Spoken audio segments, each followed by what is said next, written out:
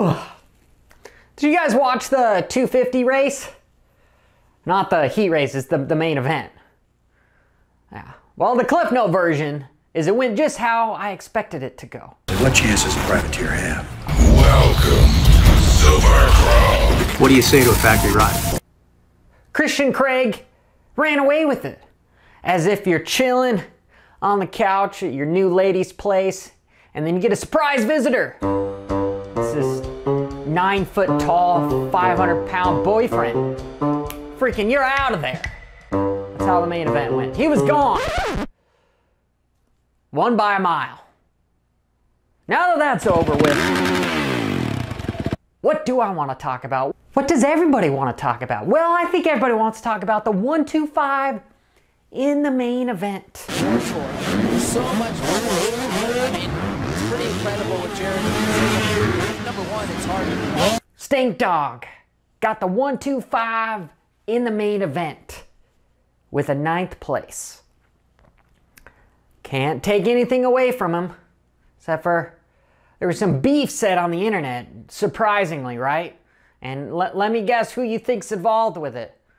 Kombucha and the gang, aka ClubMX. Yeah. So anyway, they said he couldn't do it, and he's just running it by himself. There ain't no one else in the. I think he'll make a main if the field thins out. I think he can make a main. No. No, dude, it took him so long to jump the triple before the finish line. Really? It was just like a little triple, but it's gonna be tough.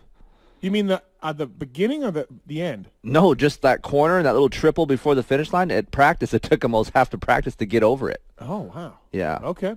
Well, I'd be running a big bore if I was him. He should be running a big bore. Oh, Stank reeks of big bore. I hope he is. And other things. But, yeah, Michelin Starcross 5 on the... Stank Dog responded in kind. Oh, he's too fat. He's out of shape. Well, the 125 made it, Steve Mathis. Fuck you. Fuck you, Jason Thomas. Give your sister her jeans back. And fuck you, Chris Kiefer. The 125 made it. Fuck you, ClubMX, you fat bastard.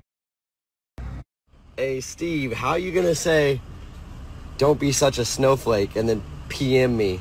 Really, guy? Really? That's what you're gonna PM me?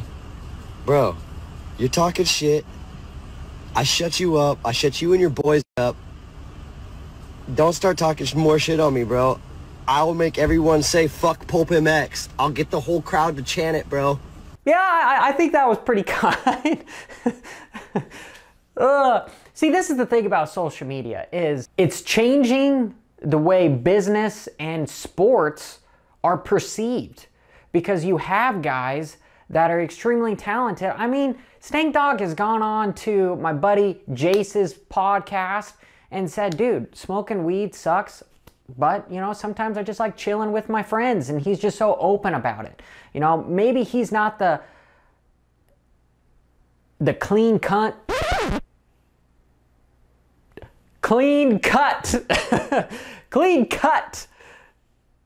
rider that all the sponsors are just begging to give money to because it doesn't fit the format. Well, what social media does is he's got a massive following, because there's this saying that I would rather be hated for who I am than loved for who I am not. And unfortunately, when it comes to sports in general and endorsement deals, you have to be a certain way, even if that's not you. And social media is kind of flipping the narrative a bit. And I love it. I love it.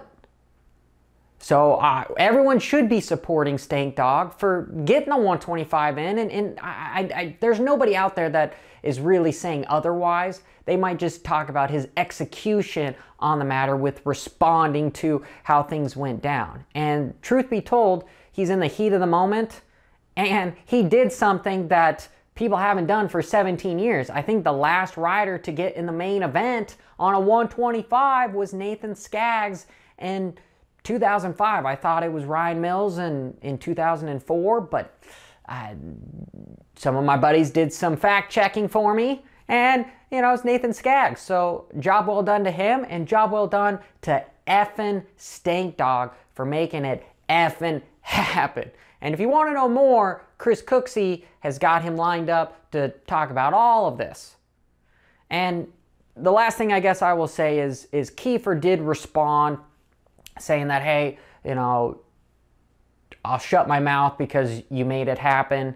Mathis, haven't heard much about that, so, you know, whatever. And before I end the video, I want to say congratulations to Jerry Robbins for getting it in the main event.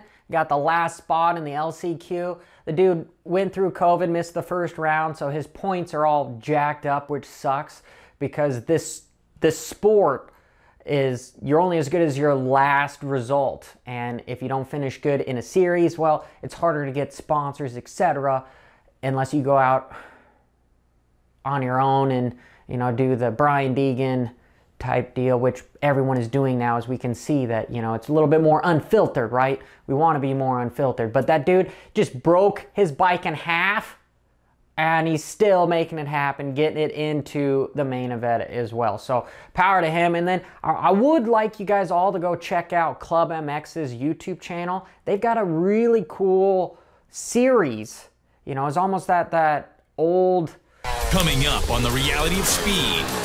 Get out of there, man. Get out of there. Team Buku burns up the practice track. And I'm thinking, oh my God. David Villman was on the show. You know, I loved that show growing up as a kid, and now it's cool to be seeing these YouTube channels having all this special content. But March Banks is on there, and these guys are a lot more unfiltered, and so go support them as well. Oh, and I guess last thing is, did notice that Craig did lap up to 10th in the field. You know, over half the field, 60% of the field was lapped inside of 15 minutes.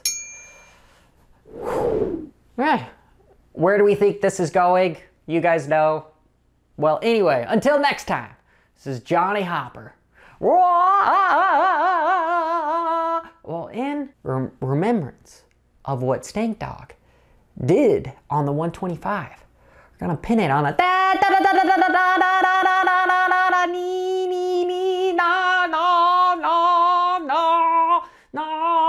how the hell does a two-stroke sound? It's